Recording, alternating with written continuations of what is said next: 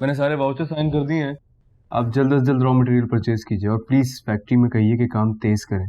हम मार्केट के हिसाब से डिलीवर नहीं कर पा रहे। ठीक है सर। सर ये चेक पे साइन भी कर दीजिए ताकि स्टाफ को आज सैलरी इशू कर दी जाए। सबकी सैलरी आज ही दे दीजिए, आज ही दे दीजिए। Definitely sir. Thank you. Thank you.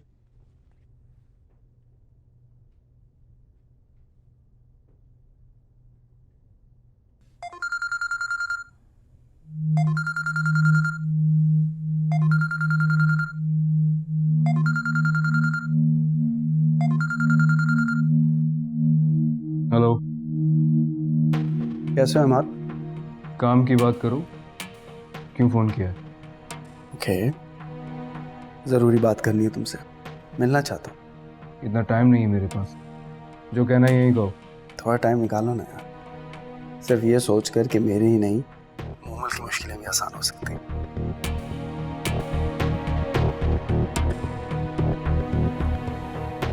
कहो, कैसे आसान हो सकती है मोमल की मुश्किलें? मैं जो तुमसे कहने जा रहा हूँ उससे पहले ये बात याद रखना, हम दोनों बहुत अच्छे दोस्त। तुमसे मैंने कहा है मेरे पास ज़्यादा टाइम नहीं है, मुझसे फजूल की बातें ना करो, वहाँ से बात करो। तुम ये जानना चाहते थे ना कि मैं मोमल को दोबारा कैसे हासिल कर सकता हूँ? उसका एक रास्ता है मेरे पास। अच्छा, कहाँ से ढूंढ लिया तुमने ये रास्ता? इंटरनेट से। शरीयत की एक साइट है, उसमें लिखा है कि इसमें ये लिखा है कि तलाक देने के बाद दोबारा शादी की जा सकती है, बड़ी आसानी से। हाँ, सिर्फ एक ही रास्ता है और वो रास्ता तुम मेरे लिए तय करोगे। तुमसे मैंने कहा है मेरे पास फालतू टाइम नहीं है, जो बात कहनी है खुलकर कहो। मैं ये चाहता हूँ कि तुम मोमल से शादी कर लो और उसके बाद उसे तलाक दे दो। तुमने ऐसे सोचा भी कैसे?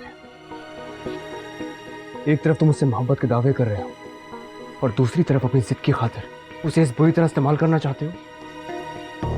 सेल्फिश होने की भी हद होती है समीर। क्या है वो? इस योर टॉय, तुम्हारा खिलौना है? जब दिल चाहा खेला, जब दिल भर गया तो तोड़ दिया।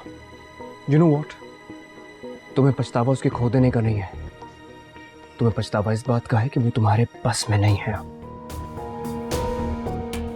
खबरदार, खबरदार, जो तुमने ये बात मोमल से कही वो जीते जी मर जाएगी, और अगर मोमल को कुछ हो गया ना समीर, तो मैं तुम्हें जान से मार दूंगा।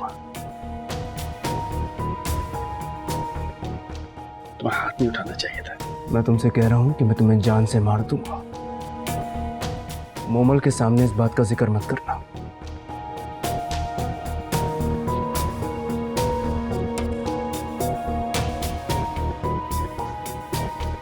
हाथ नहीं उठाना चाहिए था। यार तुम समीर के पास गए ही क्यों थे, जब तुम जानते थे कि वो जो चाहता है वो मुमकिन नहीं। यार मुझे इस बारे में बात नहीं करनी। इमाद, मैं जो तुमसे बात करने जा रहा हूँ, मैं चाहता हूँ कि उसको तुम कंसंट्रेशन से सुनो। Try to understand. तुम बोलो, मैं सुन रहा हूँ।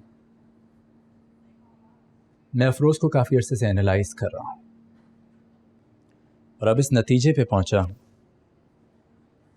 कि तुम उससे दूसरी शादी की बात कर सकते हो, लेकिन वो रेजिस्ट करेगी और करना भी चाहिए। लेकिन अगर उसको तुम प्यार मोहब्बत से समझाओगे तो 80% चांसेस हैं कि वो मान जाए। Are you sure? लेकिन इसके साथ एक और बात है जो थोड़ी सी मीन बात है, लेकिन समझाने के लिए कह रहा हूं। तुम्हें इस बात का सहारा लेना होगा कि अफरोज अब तक मां नहीं बनी है और शायद कभी बन भी नहीं पाए। इसके बाद तुम्हारी जिंदगी में काफी कॉम्प्लिकेशंस आएंगी। हो सकता है कि अफरोज अपनी बेस्ट फ्रेंड को एक सौतन की हैसियत से कबूल भी ना करे, या हो सकता है कि कर ले। Anything is possible. I can't really say. उससे मैंने बात नहीं की है, उसको एनालाइज नहीं की है, तो कुछ भी हो सकता है। लेकिन मोमल के बारे में मैं कुछ कह नहीं सकता। उससे मैं मिला नहीं हूँ, उसको एनालाइज नहीं किया है, सो आई कैन से। एक साइकेट्रिस्ट की हैसियत से जो मैं समझा हूँ, जो मैंने देखा है और एनालाइज किया है, तुम्हें सब बता दिया। लेकिन एक दोस्त की हैसियत से तुम्हें ये मशवरा जरूर दूंगा कि बेहतर है कि तुम ये डिसीजन लो, क्योंकि अगर तुम्हारी मोमल के साथ शादी ना भी हुई तो तुम्हारे और अफरोज के बीच में काफी कॉम्प्लिकेशंस आ जाएंगे। और शायद ये कॉम्प्लिकेशंस लाइफ टाइम के लिए। Anyway, it's your life, your call.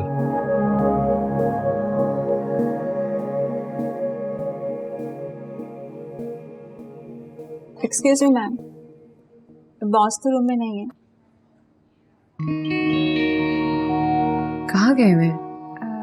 कुछ बताकर नहीं गए, सुबह से गए हैं। कोई जरूरी मीटिंग वगैरह थी क्या? मैम मेरे शेड्यूल में तो कोई मीटिंग नहीं है। वापस कब तक आएंगे, कुछ बता के गए? नो मैम, आप कहें तो फोन करके मालूम कर लूं। नहीं नहीं, इट्स ओके।